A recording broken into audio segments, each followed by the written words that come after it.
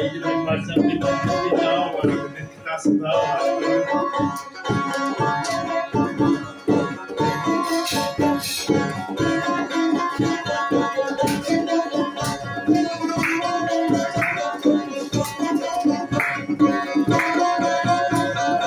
Baştan oku, baştan. Dereye bak dereye, geçen baktım dereye.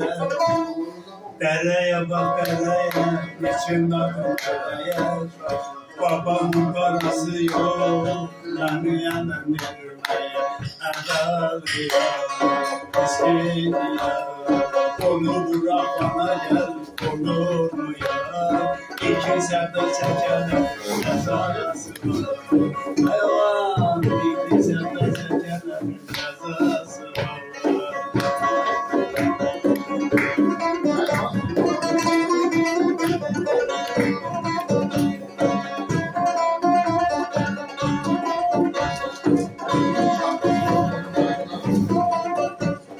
Ben aşık gözlerine, vuruldum sözlerine. Ben aşık gözlerine, vuruldum sözlerine. Özüne kurban, Kurbanım gözlerine. Özüne kurbanım gözlerine. Erdalıya, eskiliya. Onu bırak bana gel, hayaller canı yiyeyim sen. Allah sana ver. Canı yiyeyim, sağ ol.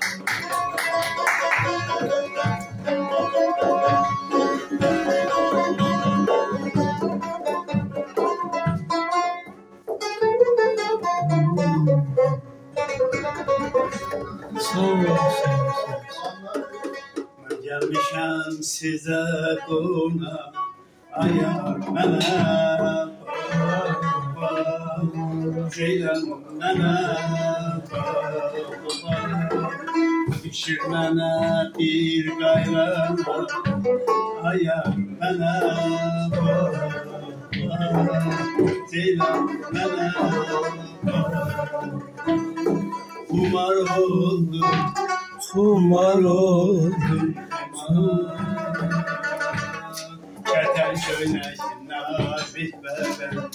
Gördüm bir hal oldum, bir hal oldum, bir hal oldum, bir hal.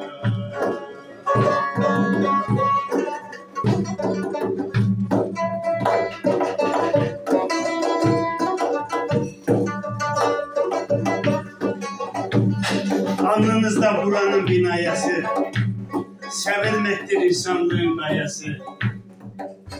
Peygamberin hürmeti üstünüzden eksilmesin. Allah sizlerin yanındasın. Tur dağında Musa'nın tur eşkına, Peygamberin alnındaki nur eşkına, İncil, Zebur, Tevrat, Kur'an-ı Kerim eşkına. Allah hamınızı nazarından saklasın. Azizim aydın olsun. Gün doğsun aydın olsun. Aziz Allah'tan bir dileğim var. Hamınızın gözü aydın olsun. Azizin boyuna, kâmetine boyuna.